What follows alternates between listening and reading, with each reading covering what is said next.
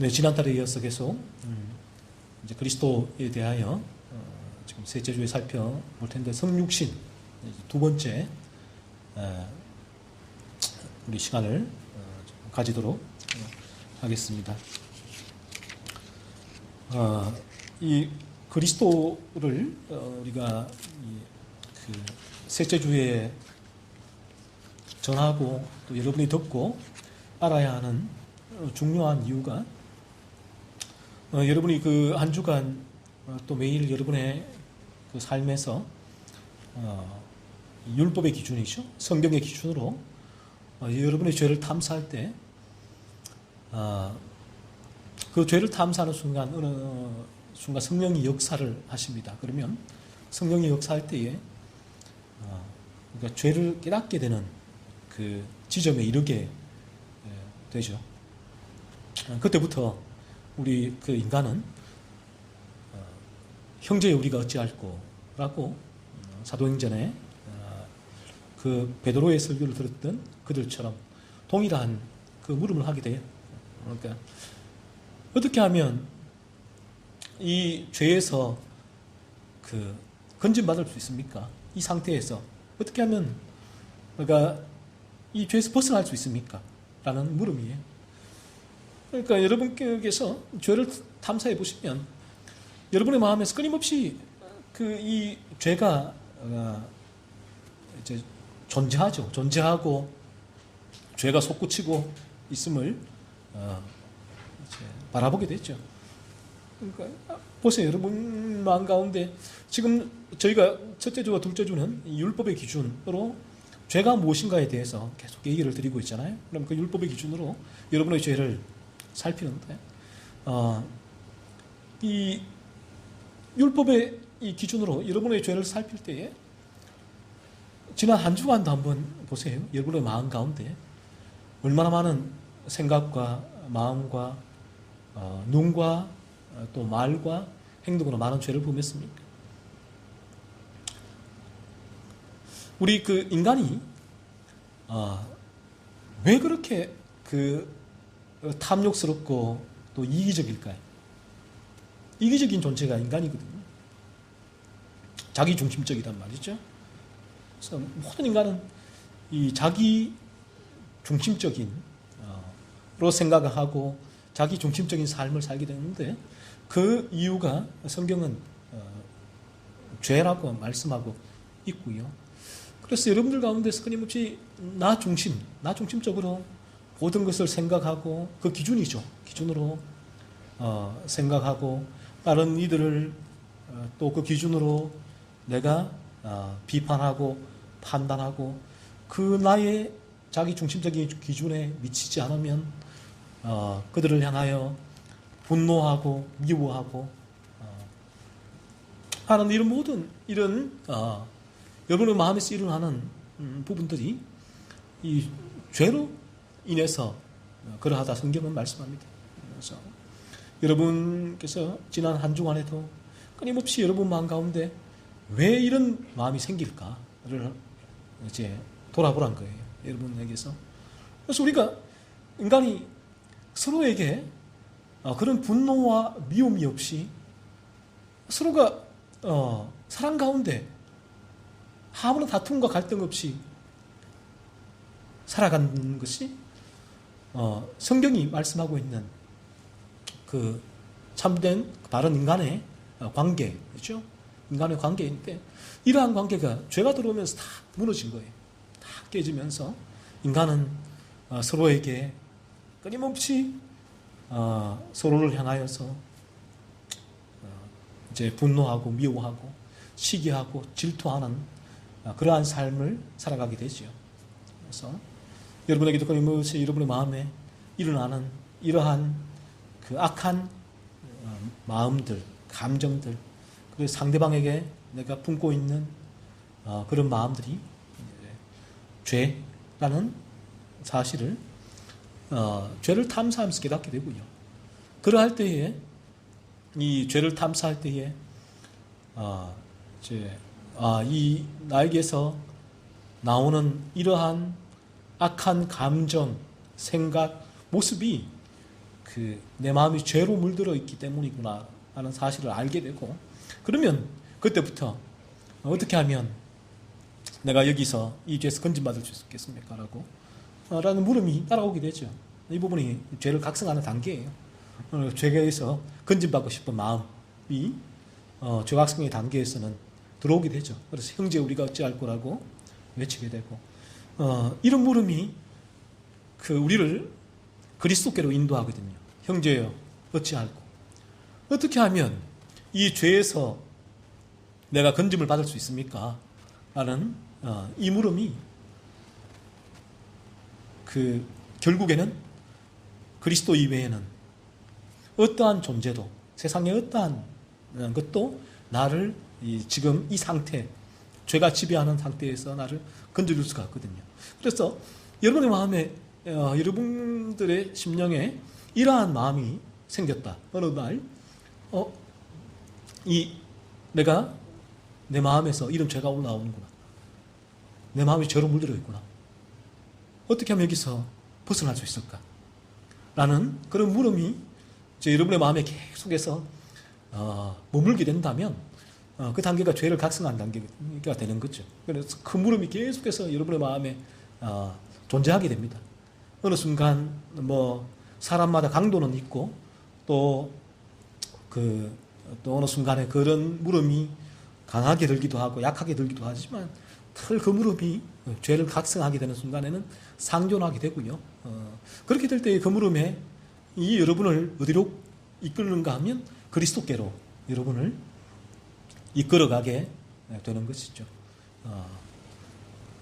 그래서 우리가 이 그리스도를 지금 살펴보는 이유가 무엇인가 하면 이 죄를 각성하는 단계가 또 어떤 수학 공식처럼 인간에게 다 이러한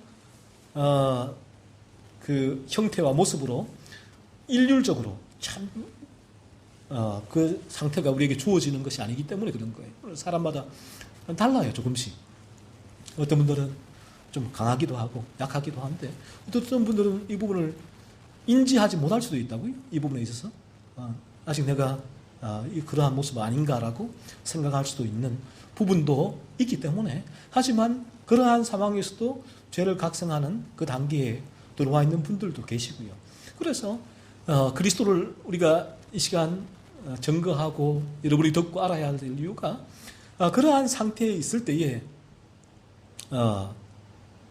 이 그리스도께로 성경이 말씀하는 나를 죄로부터 건져주시는 그리스도의 진리를 내가 들었을 때에 그 그리스도를 내가 들은 그리스도, 그 그리스도께로 죄를 각성한 사람은 어느 순간 나아가게 되죠. 그래서 그리스도를 전할 필요가 있고 또 여러분은 들을 필요가 있죠. 그리스도가 어떤 분이신지에 대해서 들을 필요가 있습니다. 그런데 이 그리스도에 대해서 성경이 말씀하고 있는 그리스도에 대해서 증거하지 않는다면, 아무리 죄를 각성하는 단계에 들어와도 바른 그리스도가 전해지지 않는다면 이 그리스도께로 나아갈 수가 없어요. 그리스도가 우리를 이 죄로부터 건져주는 거듭남의 은혜가 주어지지 않는다는 것이죠. 그래서 성경이 말씀하고 있는 바른 그리스도를 전해야 되고 또 여러분은 들어야 될 이유가 있습니다. 그렇게 될 때에 우리가 그리스도께로 나아가게 되고 거듭나게 되고, 거듭나는 그 순간부터 우리의 삶에는 변화가 동반됩니다. 그 순간부터. 그래서 내가 이 거듭남은 우리가 구원받처럼 내가 이때 거듭났어 라고 알 수는 없어요. 거듭남은 성경은 그렇게 말씀하고 있죠. 우리의 거듭남은 성령은 바람과 같아서 언제 지나갔는지, 거듭남이 언제 우리에게 이루어지는지 우리가 명확하게 알 수는 없지만 우리의 거듭남을 알 수 있는 길은 우리의 거듭난 이후에 우리의 변화된 삶, 회심의 열매를 통해서 내가 거듭났나 보다, 거듭난 시기가 그쯤인가 보다라고 역으로 알 수 있게 되는 것이죠. 그래서 예외적으로 어떤 순간 이 거듭남에 이제 순간에 또 특별한 큰 이제 은혜가 임하여서 그 순간에 동시에 어떤 회심의 삶의 변화가 동반되면서 그 지점에 있어서 거듭나고 그 삶의 회심의 큰 변화가 오면서 그 부분을 바로 거듭남으로 인지하는 경우도 있지만 일반적으로는 이 거듭남이 언제 이루어졌는지를 이제 명확하게 잘 알지를 못해요. 그래서 우리에게 일어난 삶의 변화, 거듭남으로 인한 회심의 열매를 통해서 알 수 있게 돼요. 그래서 여러분이 거듭나게 되면 이런 변화가 일어납니다.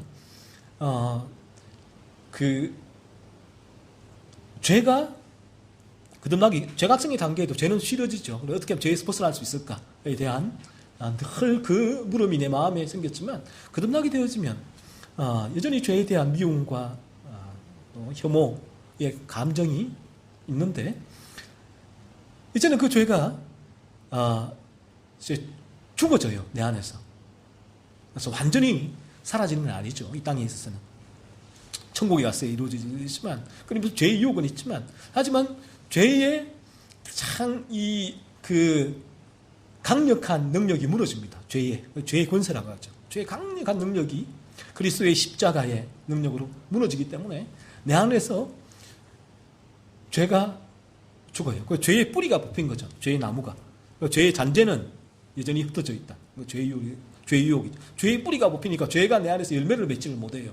죄가 죽는다는 건데, 그래서 죄가 죽어지는 이제 그런 변화가 일어나고 또 그 죄가 죽어지는 변화는 동시에 내가 죄를 죽이는 삶으로 이어집니다. 이 두 개가 같이 일어나고, 그리고 이 죄를 죽이고 죄가 죽어지고 죄를 죽이는 삶이 그리스도로 말미암아 이루어져요. 그래서 그리스도를 또 묵상하게 되는데 이러한 삶의 변화가 일어나게 돼요. 자, 그러면 어떤 변화가 일어나냐? 가정에서도 이전에는 가정에서도 부부나 또 자녀와 이제 형제 간에 거듭나지 않았을 때는 제가 자기 중심적이라고 했잖아요. 탐욕이 살아있으니까. 그러니까 조그만 내 비위에 거슬리면 화가 나요. 분노가 나요. 미워요. 그래서 그 미움을 여러 가지 방식으로 표출을 하게 되죠. 표출을 하게 되고 갈등이죠. 갈등이 일게 되면 그 갈등은 거듭나지 않으면 내가 그 갈등의 승자가 되어야 돼요. 내 탐욕이 채워지는 것이거든요. 그러니까 거기서는 치열한 투쟁이 생겨요. 부부 간에, 부모와 자녀 간에, 형제 간에. 그러니까 내 마음에 그 상대방이 미워 죽겠는 거예요. 조그만 갈등이 생기면, 일어나면. 이게 거듭나지 않았을 때 일어나는 현상이에요. 미워 죽겠어요. 평소에는 너무 좋아서 사랑해 하다가 조그만 갈등이 생기면 돌변을 해요. 미워 죽겠어요. 미워. 그래서 그런 미움이 이제 며칠간, 몇 달간 말을 하지 않는 냉전으로 이어지고 또 심지어는 서로 간에 폭발이 일어나면 폭력 행위로 이어지기도 하고 이처럼 이런 부분들이 계속해서 삶 가운데 가정에서 일어나게 되죠. 그런데 우리가 거듭나게 되어지면 일어나는 놀라운 변화가 이러한 죄가 죽어지고 죄가 죽여져 내가 죄를 또한 죽여요. 이런 갈등은 생겨요. 제가 죄의 잔재는 있다고 했잖아요. 죄의 유혹이거든요.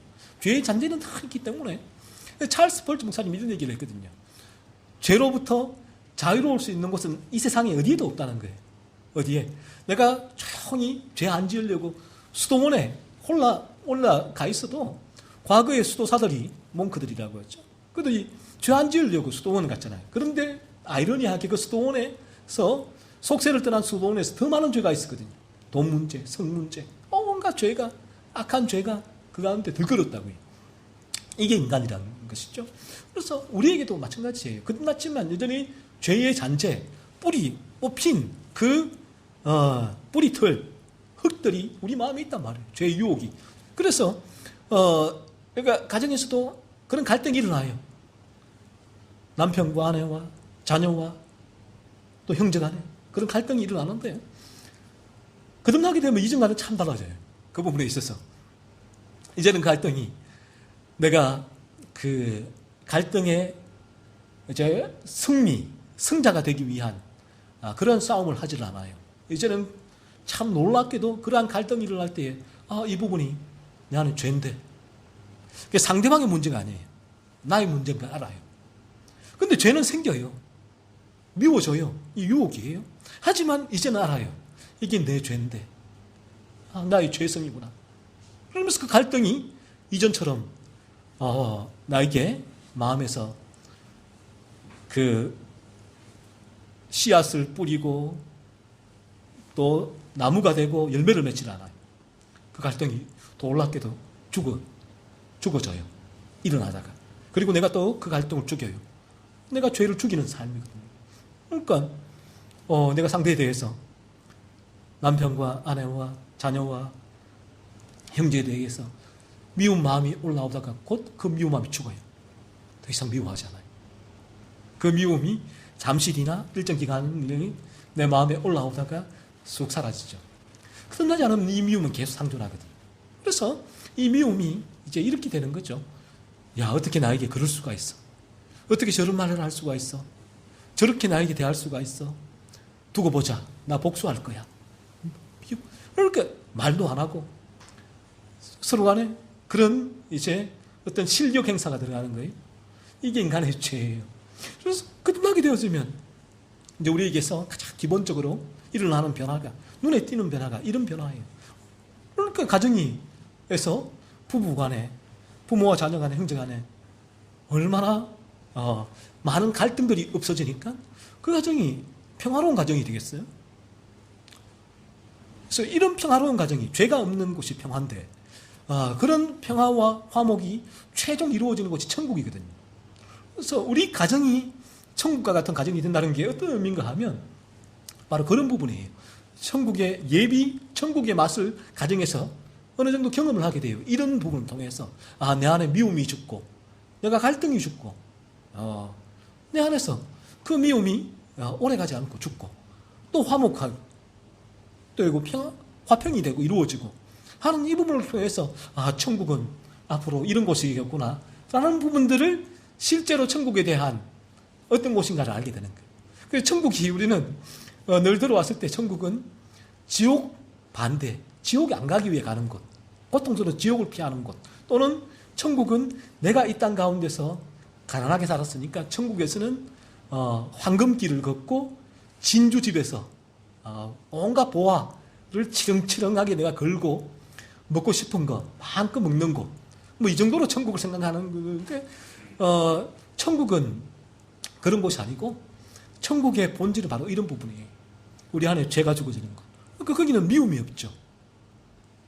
다툼이 없죠. 갈등이 없죠. 그 영원한 화평과 평안이 존재하는 곳이에요. 죄가 없으니까. 얼마나 좋겠습니까? 저는 참 힘든 게 이 땅 가운데 정말 힘든 부분이 바로 이 죄의 유혹이에요. 죄. 끊임없이 죄가 나를 유혹하고 있는 이런 삶이 너무너무 괴롭단 말이에요. 미움이 또 올라오고 분노가 올라오고 섭섭함이 올라오고 하는 이 부분이, 그래서 이 부분이 죄로 탐지되고 또 예수의 생명이 이 죄를 죽이고 또 내가 이 죄를 죽이고 그러면서 다시 또 그 죄가 죽어진 그 상태가 또 유지가 되는 부분이, 그래서 이 부분을 기적이라고 해요. 기적. 나는 내 같은 사람이 인위에서 일어나는 이런 부분들, 제가 이제껏 살면서 내 안에 있는 이 탐욕이 얼마나 많은 이들을 미워하고 얼마나 많은 이들을 내 마음에서 죽였는지 몰라요. 모든 것이 나의 내 중심이죠. 나의 중심으로 판단하고 정죄하고 비판하며 살아왔죠. 하지만 지금은 이제 내게 일어나는 이런 변화, 이러한 그 상대에 대한 죄악된 감정이 또 행위가 죽어지고 죽이는 이러한 삶이 내게서 이루어지는 이 자체가 하나님께서 제게 이루신 기적이라 끝이죠. 그래서 하나님께 늘마다 감사할 수밖에 없는 부분. 여러분께서도 거듭나게 되어지면 여러분들도 이러한 변화가 오게 되어집니다. 이런 변화가 오게 되어지면 참 여러분에게서 많은 이 땅 가운데서의 고통이 사라집니다. 많은 부분들이. 인간이 내게서 나의 중심적, 나의 탐욕을 위해서 행하는 그런 죄악된 그 행위들이 사실은 얼마나 많은 여러분이 그 자신의 탐욕을 채우기 위하여서 거기에 에너지와 시간과 모든 힘을 낭비하는지 몰라요. 그 자체가 고통이죠. 고난이에요. 하지만 거듭나게 되어지면 그러한 에너지와 시간과 힘을 이제는 그곳에 쓰지를 않죠. 여러분의 죄를 찾아내고 죄를 죽이는 삶에 사용하게 되기에 우리에게서 다른 사람들에 대한 그러한 죄악된 감정들, 행동들이 상당 부분 죽기 때문에 거기서 참 자유함을 얻어요. 자유함을. 이전에는 내 안에서 조금만 상대가 그러면 그 감정이 나를 괴롭히잖아요. 막 잠을 못 자잖아요. 때로는 집에 가서 막 그 되새기면서 막 이게 얼마나 고통인지 몰라요. 다른 사람들에 대해서. 그런 마음을 품고서 그 부분을, 그래서 심리학은 그 부분들을 제거하기 위해서 인간적인 수단과 방법을 가지고 끊임없이 그 부분에 있어서 어떻게 그런 감정들을 처리하는가를 방법을 제시하지만, 하지만 그 부분은 일시적인 방법이고 참 이 거듭나게 될 때에 우리에게 있어서는 그러한 부분들이 해결이 됩니다. 그래서 상대방에 대해서 이제는 그러한 상대방의 어쨌든 간에 그 상대방이 나에게 뭐라고 했든지 간에 중요한 이 부분이에요. 상대방이 나에게 뭐라고 했든지 간에 그 관계 여부에 상관이 없어요. 그래서 물론 그때는 화가 나고 분이 오르고 미움이 생기죠. 그 순간에는 상대방이 나에게 위해를 가했을 때에 이 부분은 내가 정당해요. 틀림없이. 상대방이 부당해요. 부당한 일을 나에게 했단 말이에요. 그 순간은 내가 이제 화가 나고 분이 나고 또 내 안에 미움이 오르지요. 하지만 곧이어 여러분이 거듭나게 되어지면 그러한 부분들이 여러분의 죄로서 탐지가 돼요. 상대방의 부당함, 위해와는 상관없이 나에게서 나는 이런 감정은 죄구나. 성경을 통하여서 성경이 죄구나. 사실 바라보게 되고, 그래서 그 죄가 죽어지고 죽이는 그러한 그 삶의 변화가 동반이 돼요.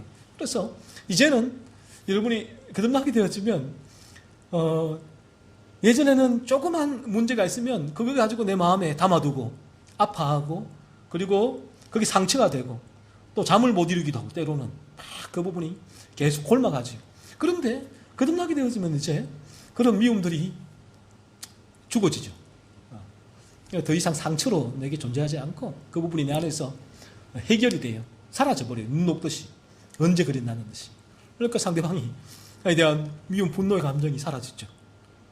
그 부분이 곧 즉시 일어나기도 하고 때로는 영적인 침체가 있을 때는 조금 올라가기도 하지만 어쨌든 간에 그 부분이 지속되질 않아요. 이게 기적이 아닙니까? 다른 이들에 대해서 내가 그러한 분노와 미움의 감정을 가지지 않는 것이 기적이잖아. 책에 일어난 놀라운 기적이 바로 이런 기적이에요. 그래서 저는 알아요. 이 복음의 능력이 뭔지를 알게 되고 이것이 바로 복음의 능력이라는 것입니다. 여러분께서 그리스도께로 나아가 그리스도를 믿음으로 거듭나게 되어지면 여러분들에게도 이러한 변화가 오게 됩니다. 여러분의 삶에서 참 평안을 누리게 돼요. 그래서 인간이 사실은 이 참 평안을 누리지 못하는 이유가 사람과의 관계 때문이거든요. 사람으로 받는 상처, 말 한마디, 표정 하나, 또 그 부당한 또 부정한 그러한 행위들로 인하여서 인간은 끊임없는 고통 가운데 가하죠. 참 평화가 없잖아요. 그래서 여러분 오늘 일어날 뉴스를 보십시오.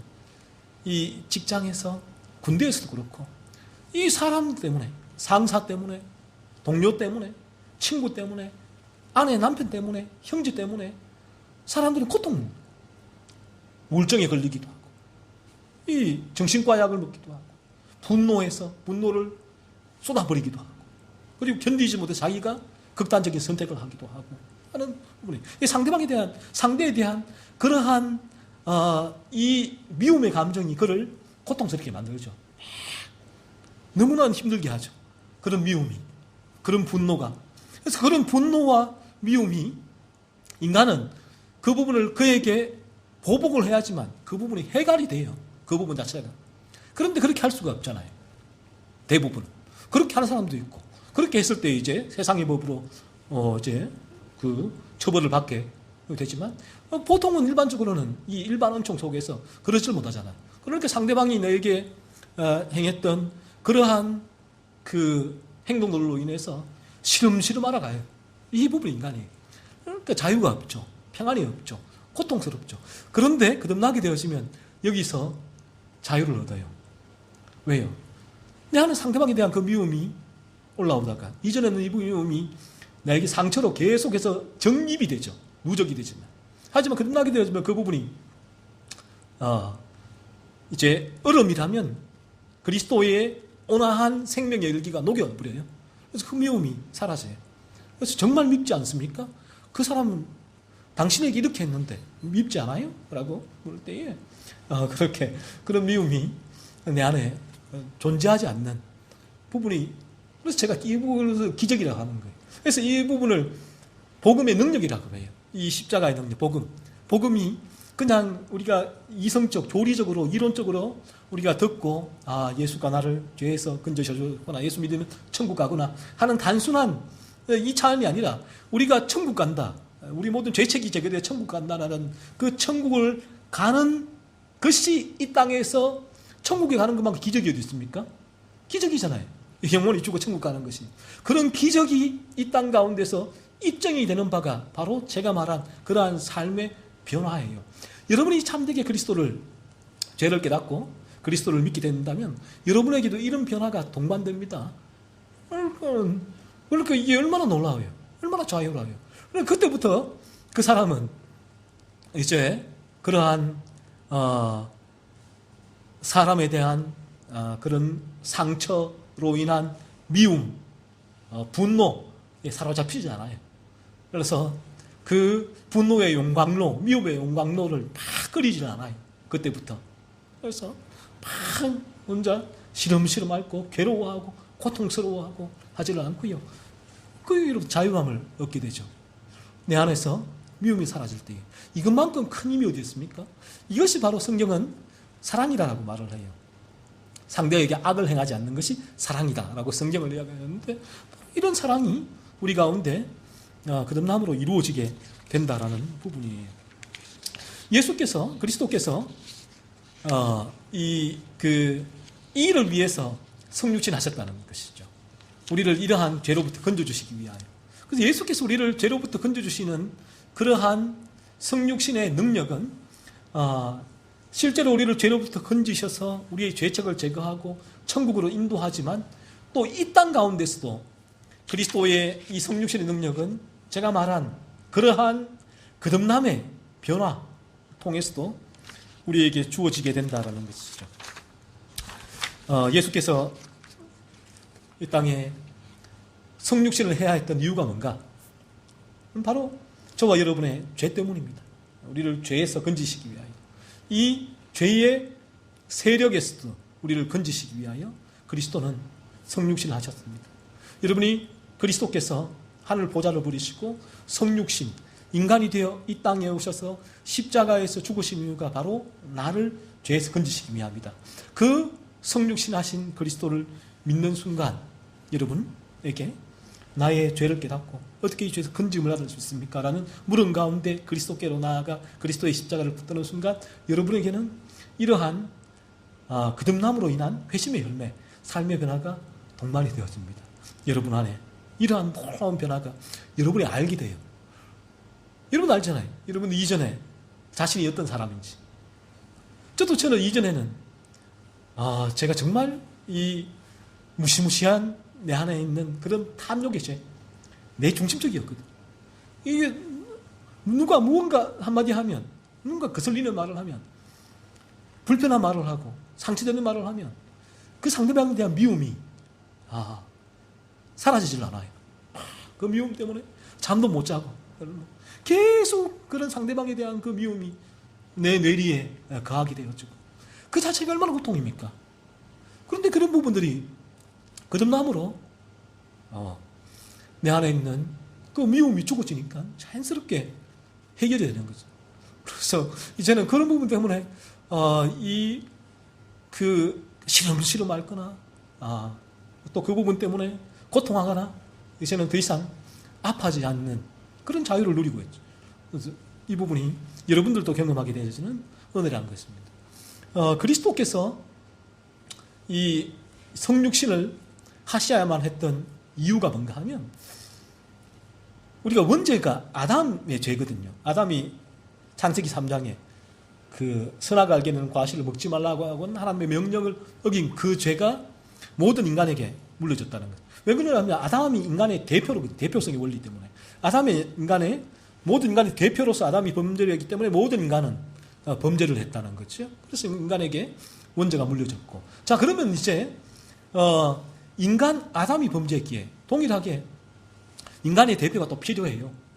인간의 대표가 이제 이 모든 하나님의 율법에 순종을 하는 인간의 모든 죄를 대신해서 담당해야 되는 존재는 인간의 대표여야 돼요. 인간의 대표. 그래서 예수님께서 성육신을 하신 거예요. 인간의 대표로서. 성경은 로마서에서는 아담을 첫사람, 그리스도를 둘째 사람이라고 표현을 하고 있죠. 그래서 그리스도는 둘째 사람으로 인간의 대표가 되셔야 하기 때문에 성육신 하신 거예요. 그냥 성육신 하는 것이 아니라 성탄절에 바로 그런 의미가 있는 거예요. 왜 성탄절? 예수께서 성육신 하셔야 됩니까? 이 땅에 오셔야 했는가? 인간의 대표가 되어야 했다. 자, 그런데 이 인간의 대표는 인간을 죄에서 건지시기 위한 인간의 대표는 죄가 있는 존재는 안 돼요. 무죄한 존재여야 된단 말이에요. 그래야지만 죄가 없는 존재로서 인간의 대표로서 인간의 죄에서 건질 수 있는 자격이 되는 것이죠. 자, 그러면 이 무죄한 존재는 누구냐? 이 하나님의 지혜라는 것이죠. 하나님께서는 무죄한 존재, 성자 하나님이죠. 성자이신 거룩하신 그리스도, 죄 없으신 그리스도를 이 땅 가운데 동정녀 마리아의 태에서 이 땅에 보내셔서 태어나게 하셨고, 그래서 그리스도는 참 사람이 되셨지만 참 하나님이시고 죄는 없으시다는 거예요. 그리스도가 죄 없으신 존재로서 이제 인간의 대표로서 십자가에서 죽으셨다는 거죠. 그래서 모든 인간은 이제 그리스도를 믿는 모든 사람은 그 인간의 대표이신 그리스도께서 이루신 그 속죄의 사역을 통하여서 우리의 죄의 그 지배에서 건짐을 받게 됩니다. 그래서 그리스도가 필요하다는 거예요. 그 여러분께서 죄를 탐사하면서 어떻게 하면 이 죄에서 건짐을 받을 수 있을까라는 물음이 들 때에 이 그리스도를 바라보십시오. 인간의 대표로 첫사람 아담이 인간의 대표로 범죄하였기에 둘째 사람이 필요하구나. 인간의 대표가 되기 위해서. 그래서 그리스도가 이 땅에 오셔야 돼. 하지만 그분은 죄가 없으셔야 되는구나. 그래서 성자 하나님이 죄 없으신 분이 인간이 되어 이 땅에 오셔서 우리를 위해서 십자가에서 생명을 내어주셨구나. 그래서 십자가가 우리를 건지시는 하나님의 지혜라는 것이죠. 지혜라는 것입니다. 그리고 칼빈의 제네바 교리문답서에서는 이렇게 얘기를 해요. 그리스도께서 우리의 육신을 취하실 필요가 있습니까? 했을 때 답은 그렇습니다. 인간이 하나님을 거스려 범한 불복종은 인간의 본성 안에서 원상태로 회복될 필요가 있었습니다.